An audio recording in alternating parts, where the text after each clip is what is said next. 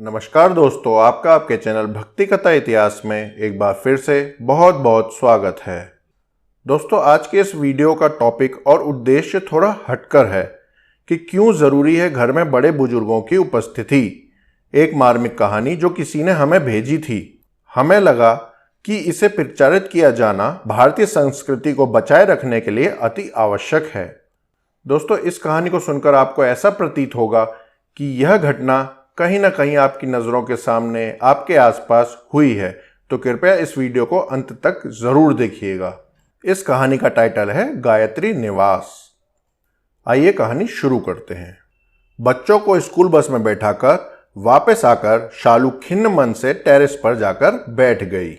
सुहावना मौसम, हल्के बादल और पक्षियों का मधुर गान कुछ भी उसके मन को वह सुकून नहीं दे पा रहा था जो वो अपने पिछले शहर के घर में छोड़कर आई थी। शालू की इधर उधर दौड़ती सरसरी नजरें थोड़ी दूर एक पेड़ की ओट में खड़ी बुढ़िया पर ठहर गईं। ओह, फिर वही बुढ़िया, क्यों इस तरह से यह मेरे घर को ताकती है? शालू की उदासी बेचैनी में तब्दील हो गई। मन में शंकाएं पनपने लगी। इससे पहले भी शालू उस बुढ़िया को 3-4 बार नोटिस कर चुकी थी।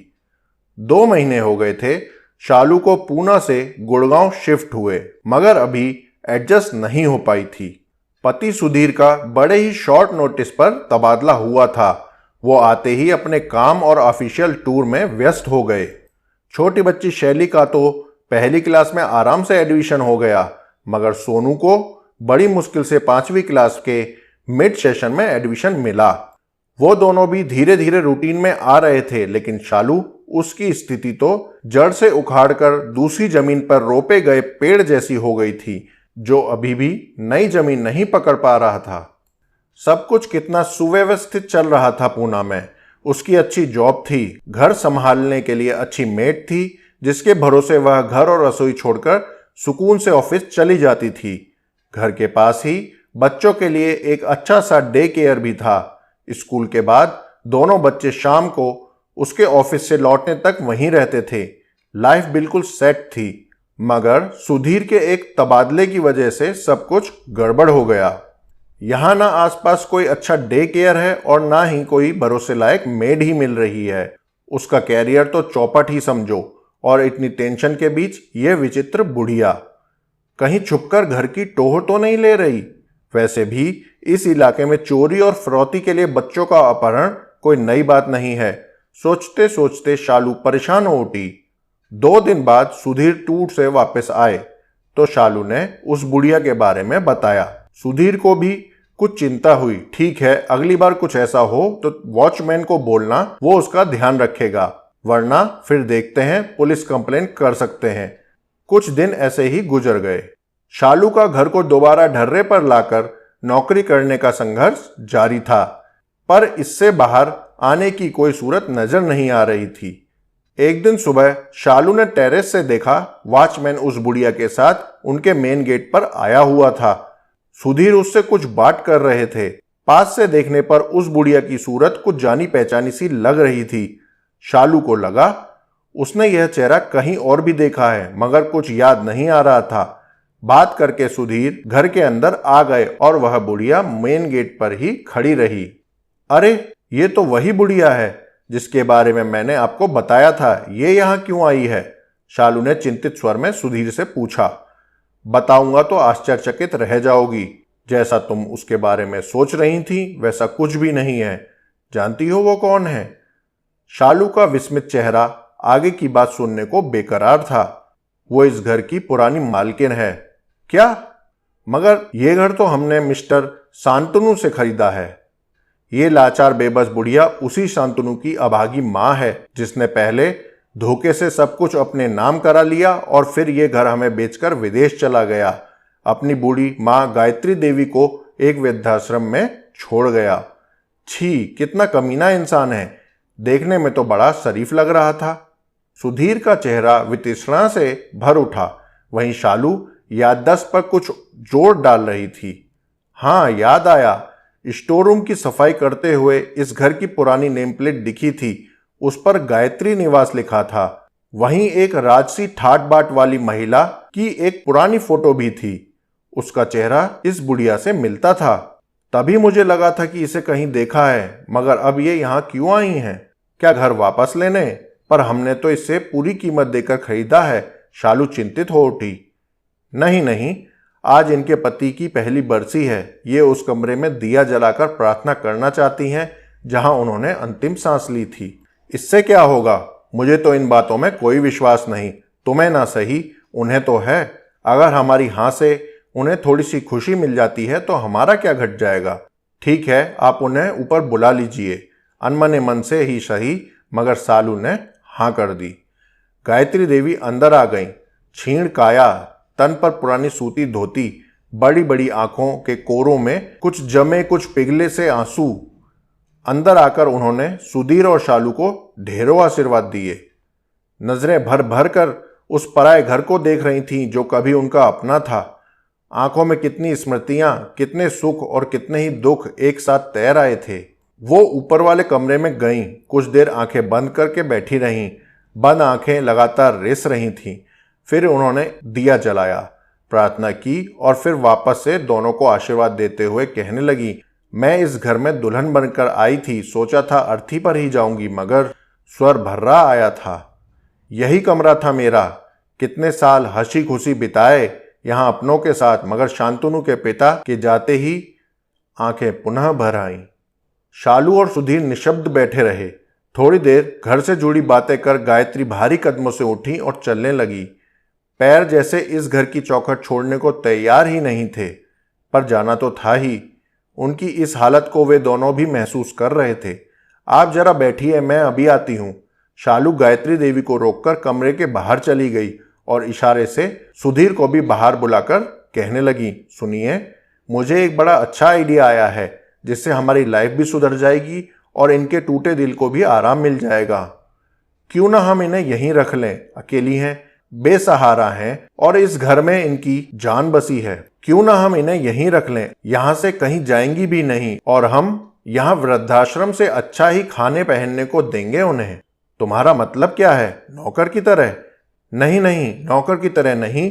हम इन्हें कोई तनख्वाह नहीं देंगे। काम के लिए तो मेड भी है। बस ये घर पर रहेंगी तो घर के आदमी की तरह मेड पर, आने जाने वालों पर नजर रख सकेंगी, बच्चों को देख संभाल सकेंगी। ये घर पर रहेंगी तो मैं भी आराम से नौकरी पर जा सकूंगी। मुझे भी पीछे से घर की बच्चों की खाने पीने की टेंशन नहीं रहेगी। आइडिया तो अच्छा है, पर क्या ये मान जाएंगी? क्यों नहीं? हम इन्हें उस घर में रहने का मौका दे रहे हैं जिसमें इनके प्राण बसे हैं, जिसे ये छुप छुप कर देखा करती हैं। और अगर कहीं मालकिन बनकर घर पर अपना हक जमाने लगी तो क्या निकाल बाहर करेंगे? घर तो हमारे नाम ही है। ये बुढ़िया क्या कर सकती हैं? ठीक है, तुम बात करके देखो, सुधीर ने सहमति जताई। शालू ने संभल कर बोलना शुरू किया, देखिए, अगर आप चाहें तो यहां रह सकती हैं। बुढ़िया की आंखें इस अप्रत्याशित प्रभाव से चमक उठीं। क्या वाकई वो इस घर में रह सकती हैं? लेकिन फिर बुझ गईं। आज के जमाने में जहां सगे बेटे ने ही उन्हें घर से यह कहते हुए बेदखल कर दिया कि अकेले बड़े घर में रहने से अच्छा उनके लिए वृद्धाश्रम में रहना होगा, वहां ये पराये लोग उसे बिना किसी स्वार्थ के क्यों रखेंगे?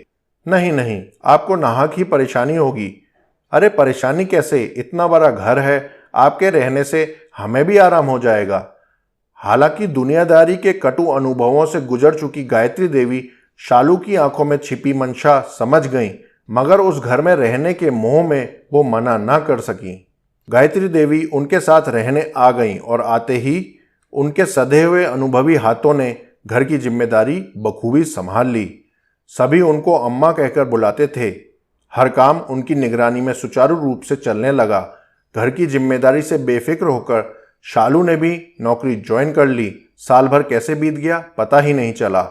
अम्मा सुबह दोनों बच्चों को उठाती, तैयार करती, मान मनुहार कर खिलाती और स्कूल बस तक छोड़ती। फिर किसी कुशल प्रबंधक की तरह अपनी देखरेख में बाई से सारा काम कराती। रसोई का वो स्वयं खास ध्यान रखने लगी। खासकर बच्चों के स्कूल से आने के वक्त वो नित नए स्वादिष्ट और पौष्टिक व्यंजन तैयार कर देती। शालू भी हैरान थी कि जो बच्चे चिप्स, पिज्जा के अलावा कुछ भी मन से नहीं खाते थे, वो उनके बनाए व्यंजन खुशी खुशी खाने लगे थे। बच्चे अम्मा से बेहद घुल मिल गए थे। उनकी कहानियों के लालच में कभी देर तक टीवी से चिपके रहने वाले बच्चे उनकी हर बात मानने लगे, समय से खाना पीना और होमवर्क निपटाकर बिस्तर पर पहुंच जाते थे। अम्मा अपनी कहानियों से बच्चों में एक और जहां अच्छे संस्कार डाल रही थीं, वहीं हर वक्त टीवी देखने की बुरी आदत से भी दूर ले जा रही थीं। शालू और सुधीर बच्चों में आए सुखद परिवर्तन को देखकर अभिभूत थे, क्योंकि उन दोनों के पास तो कभी बच्चों के पास बैठकर बातें करने का समय नहीं होता था। पहली बार शालू ने महसूस किया कि घर में किसी बड़े बुजुर्ग की उपस्थिति, नानी दादी का प्यार बच्चों पर कितना सकारात्मक प्रभाव डालता है। उसके बच्चे तो शुरू से ही इस सुख से वंचित रहे, क्योंकि उनके जन्म से पहले ही उनकी नानी और दादी दोनों गुजर चुकी थीं। आज शालू का जन्मदिन था। सुधीर और शालू ने ऑफिस से थोड़ा जल्दी निकलकर बाहर डिनर करने का प्लान बनाया था। सोचा था बच्चों को अम्मा संभाल लेंगी, मगर घर में घुसते ही दोनों हैरान रह गए। बच्चों ने घर को गुब्बारों और झालरों से सजाया हुआ था। वहीं अम्मा ने शालू की मनपसंद डिशेज और केक बनाए हुए थे। इस सरप्राइज बर्थडे पार्टी, बच्चों के उत्साह और अम्मा की मेहनत से शालू अभिभूत हो उठी और उसकी आंखें भर आईं। इस तरह के वीआईपी ट्रीटमेंट की उसे आदत नहीं थी और इससे पहले बच्चों ने कभी उसके लिए ऐसा कुछ खास किया भी नहीं था। बच्चे दौड़कर शालू के पास आ गए और जन्मदिन की बधाई देते हुए पूछा, आपको हमारा सरप्राइज कैसा लगा? बहुत अच्छा, इतना अच्छा कि क्या बताऊं, कहते हुए उसने बच्चों को बाहों में भर लिया। हमें पता था आपको अच्छा लगेगा। अम्मा ने बताया कि बच्चों द्वारा किया गया छोटा सा प्रयास भी मम्मी पापा को बहुत बड़ी खुशी देता है, इसलिए हमने आपको खुशी देने के लिए ये सब किया। शालू की आंखों में अम्मा के लिए कृतज्ञता छा गई। बच्चों से ऐसा सुख तो उसे पहली बार ही मिला था, और वो भी उन्हीं के संस्कारों के कारण। केक कटने के बाद गायत्री देवी ने अपने पल्लू से बंधी लाल रुमाल में लिपटी एक चीज निकाली और शालू की ओर बढ़ा दी। ये क्या है अम्मा? तुम्हारे जन्मदिन का उपहार। शालू ने खोलकर देखा तो रुमाल में सोने की चेन थी। वह चौंक पड़ी। ये तो सोने की मालूम होती है। हाँ बेटी, सोने की ही है। बहुत मन था कि तुम्हारे जन्मदिन पर तुम्हें कोई तोहफा दूं। कुछ और तो है नहीं मेरे पास, बस यही एक चेन है जिसे संभाल कर रखा था। मैं अब इसका क्या करूंगी? तुम पहनना, तुम पर अच्छी लगेगी। शालू की अंतरात्मा उसे कचोटने लगी, जिसे उसने लाचार बुढ़िया समझकर स्वार्थ से तत्पर होकर अपने यहाँ आश्रय दिया। उनका इतना बड़ा दिल कि अपने पास बचे इकलौते स्वर्ण धन को भी वह उसे सहज ही दे रही हैं। नहीं नहीं अम्मा, मैं इसे नहीं ले सकती। ले ले बेटा, एक माँ का आशीर्वाद समझकर रख ले। मेरी तो उम्र भी हो चली है, क्या पता तेरे अगले जन्मदिन पर तुझे कुछ देने लायक मैं रहूं या नहीं। नहीं अम्मा, ऐसा मत कहिए। ईश्वर आपका साया हमारे सिर पर सदा बनाए रखे, कहकर शालू उनसे लिपट गई, जैसे बरसों बाद कोई बिछड़ी बेटी अपनी माँ से मिल रही हो। वो जन्मदिन शालू कभी नहीं भूली, क्योंकि उसे उस दिन एक बेशकीमती उपहार मिला था, जिसकी कीमत कुछ लोग बिल्कुल नहीं समझते, और वो है निस्वार्थ मानवीय भावनाओं से भरा माँ का प्यार।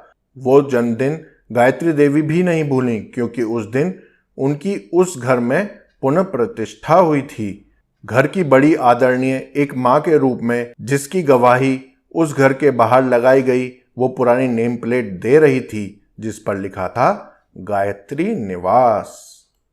तो दोस्तों, कृपया करके अपने बुजुर्गों का सम्मान करिए, क्योंकि उनका आशीर्वाद हमारे लिए बहुत जरूरी है। उनकी छत्र छाया में ही हम सही से फल फूल सकते हैं। यदि आपकी आंखें थोड़ी सी भी नम हो गई हों, तो अकेले में 2 मिनट चिंतन करें कि पाश्चात्य संस्कृति की होड़ में हम अपनी मूल संस्कृति को भुलाकर बच्चों की उच्च शिक्षा पर तो सभी का ध्यान केंद्रित है, किंतु उन्हें संस्कारवान बनाने में हम पिछड़ते जा रहे हैं। यदि यह कहानी 10 परिवारों को भी जोड़ने में काम आए, तो इसे अपने साथियों, परिजनों एवं संस्कृति प्रेमियों को आगे बढ़ाने में अपना महत्वपूर्ण योगदान प्रदान करें। यदि हर इंसान इस कहानी से प्रेरणा ले ले, तो यकीन मानिए हर कोई अपने माँ बाप का सम्मान करेगा और वृद्धाश्रमों की संख्या घट जाएगी, जो कि आजकल दिन प्रतिदिन बढ़ती जा रही है। आजकल की भागदौड़ भरी जिंदगी में बच्चे अपने माँ बापों को वृद्धाश्रम छोड़ दे रहे हैं। तो दोस्तों, ये था आज का वीडियो। आशा है आपको इस कहानी से प्रेरणा जरूर मिलेगी।